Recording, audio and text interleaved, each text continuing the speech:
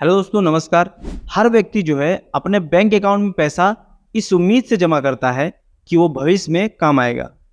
अपनी कमाई का एक हिस्सा जो है वो सुरक्षित रखने के लिए हम बैंकिंग सेवा पर जो है भरोसा करते हैं। लेकिन सोचिए, अगर अचानक से आपका बैंक अकाउंट फ्रीज हो जाए तो आप पे क्या गुजरेगी। इस समस्या से न केवल वित्तीय समस्याएं पैदा होगी, बल्कि मानसिक तनाव भी पैदा बहुत ज़्यादा हो जाता है। लेकिन दोस्तों, आखिर बैंक अकाउंट फ्रीज होने की समस्या का जड़ क्या है? आमतौर पर बैंक अकाउंट फ्रीज होने की स्थिति तब आती है जब किसी ने उस अकाउंट में पैसा भेजा हो और फिर किसी प्रकार की शिकायत दर्ज कर दी हो।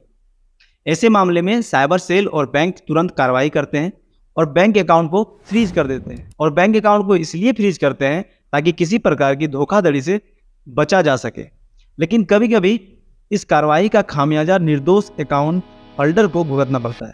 अब अकाउंट होल्डर की परेशानी क्या है? ऐसी स्थिति में अकाउंट होल्डर को न केवल अपने फ्रीज हुए पैसे की चिंता होती है, बल्कि इस समस्या का समाधान कैसे निकालें, ये भी एक बड़ा सवाल होता है। क्योंकि बैंक और साइबर सेल से मदद मिलने की बजाय अक्सर ये संस्थाएं प्रक्रिया की जटिलताओं और लंबी जांच प्रक्रिया का हवाला देती हैं। तो फिर समाधान के लिए आखिर कौन से कदम उठानी चाहिए? तो अगर इसकी समाधान के बारे में बात किया जाए तो पहले नंबर पे सबसे पहले जो आपको करना है, तो दोस्तों ऐसे स्थिति में बैंक से संपर्क करें, अपने बैंक ब्रांच से संपर्क करें और उन्हें अपनी समस्या की जानकारी दें। बैंक मैनेजर से मिलकर अपनी स्थिति को समझाएं और उनसे जो है जल्द से जल्द समाधान की मांग करें। और दोस्तों उसके बाद आता है पॉइंट नंबर 2, साइबर सेल में शिकायत दर्ज करें। सबसे पहले आपको साइबर सेल में अपनी समस्या की शिकायत दर्ज करनी चाहिए, क्योंकि अपनी स्थिति को विस्तार से समझाना होता है और उसके बाद अपने निर्दोषता का प्रमाण प्रस्तुत करना होता है।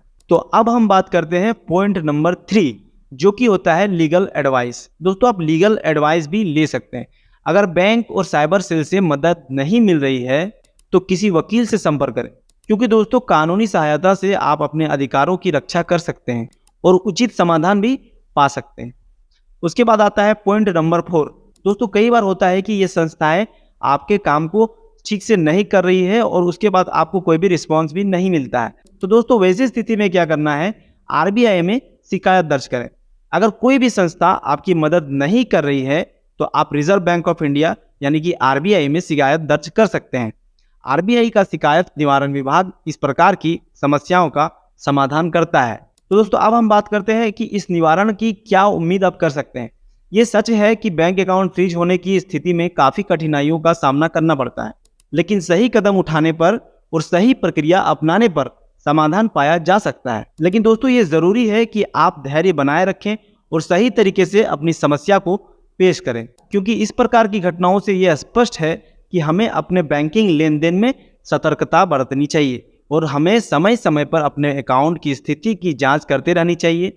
अपनी आर्थिक सुरक्षा के लिए हमें हमेशा सतर्क और सजग रहना चाहिए। दोस्तों सोचिए कि अगर किसी गरीब आदमी का बैंक अकाउंट फ्रीज हो जाता है तो क्या होता है। एक गरीब आदमी जिसने अपनी ज़मीन बेचकर बैंक में पैसा जमा किया था ताकि भविष्य में उसका उपयोग किया जा सके, अगर उसका बैंक अकाउंट इसी तरह से फ्रीज हो जाए तो सोचिए कि उस पर क्या गुजरेगी। इसका अंदाज़ा लगाना कठिन नहीं है। ऐसी स्थिति में उसकी कठिनाइयाँ और भी बढ़ जाती है, क्योंकि उसके पास वित्तीय सुरक्षा यानी कि फाइनेंशियल सिक्योरिटी के लिए कोई भी दूसरा स्रोत नहीं होता है। तो अगर किसी भी गरीब आदमी के साथ इस तरह का समस्या अगर हो जाता है तो सोचिए कि उसके जीवन यापन की समस्या कितनी ज़्यादा बढ़ सकती है, क्योंकि ज़मीन बेचकर जमा किए गए पैसे पर ही उसका जीवन यापन निर्भर हो सकता है। और दूसरी बात, अकाउंट फ्रीज होने पर दैनिक आवश्यकताओं को पूरा करना भी उसके लिए बहुत मुश्किल हो जाएगा। अब बात करते हैं उनके आर्थिक संकट की। अगर पैसे का उपयोग किसी जरूरी काम के लिए करना था, जैसे कि बच्चों की शिक्षा, स्वास्थ्य या किसी आपात स्थिति के लिए, तो ऐसे में उसका आर्थिक स्थिति और भी बदतर हो सकती है। और बात करें हम उसकी मानसिक तनाव की, तो पैसे की कमी के कारण वो मानसिक तनाव और चिंता का शिकार हो सकता है। परिवार के सदस्यों के बीच तनाव और असंतोष बढ़ सकता है। समाधान के लिए जो कदम उठाने चाहिए, उसके लिए सबसे पहले आपको साइबर सेल में शिकायत दर्ज करनी बहुत ही ज़रूरी है और अपनी स्थिति को समझाते हुए विस्तृत शिकायत दर्ज करें। सभी प्रामाणिक दस्तावेज और प्रमाण प्रस्तुत करें जो दिखाते हो कि ये निर्दोष है। बैंक से संपर्क करें, बैंक की शाखा में जाकर बैंक मैनेजर से मिले और अपनी स्थिति की जानकारी दें। उसके बाद बैंक अधिकारियों से जल्द समाधान की मांग करें और प्रक्रिया को तेज करने की आग्रह करें। स्थानीय अधिकारियों से मदद ले, ग्राम पंचायत या स्थानीय प्रशासन से भी मदद मांग सकते हैं आप, क्योंकि उनकी सहायता से आप अपनी शिकायत को आगे बढ़ा सकते हैं और उचित कार्रवाई की मांग भी कर सकते हैं। और नेक्स्ट पॉइंट जो है उसमें आप क्या कर सकते हैं कि मीडिया और सामाजिक संगठनों का भी सहारा आप ले सकते हैं। जैसे कि मीडिया के माध्यम से अपनी कहानी को सामने लाएं, स्थानीय सामाजिक संगठनों से सहायता प्राप्त करें जो इस प्रकार के मामलों में मदद कर सकते हैं। उसके बाद जो लास्ट एडवाइस होता है वो होता है लीगल एडवाइस। दोस्तों, आप लीगल एडवाइस लें, किसी वकील से संपर्क करें जो मुफ्त या फिर न्यूनतम शुल्क पर कानूनी सहायता प्रदान कर सके। कानूनी प्रक्रिया के माध्यम से अपने अधिकारों की रक्षा आप कर सकते हैं। अब बात करें निवारण की उम्मीद की, तो ये सच है कि एक गरीब आदमी के लिए ये स्थिति बेहद कठिन और तनावपूर्ण होती है, लेकिन सही कदम उठाने पर और सही प्रक्रियाओं का पालन करने पर समाधान पाया जा सकता है। जरूरी है कि वो धैर्य बनाए रखें और हर संभव प्रयास करें ताकि उसकी मेहनत और कमाई वापस मिल सके। और दोस्तों, इस प्रकार की घटनाओं से यह स्पष्ट होता है कि हमें अपने बैंकिंग लेन देन में सतर्कता बरतनी चाहिए और समय समय पर अपने अकाउंट की स्थिति की जांच करते रहनी चाहिए। अपने आर्थिक सुरक्षा के लिए हमें हमेशा सतर्क और सजग रहना चाहिए। दोस्तों, ये जो नोट मैं आपको बता रहा हूँ ये आप लोगों के लिए बहुत बहुत ज़्यादा इंपॉर्टेंट है। बैंक अकाउंट की जानकारी जैसे कि अकाउंट नंबर, मोबाइल नंबर और अन्य व्यक्तिगत विवरण, उसको जो है आपको गोपनीय रखना बहुत ही महत्वपूर्ण है।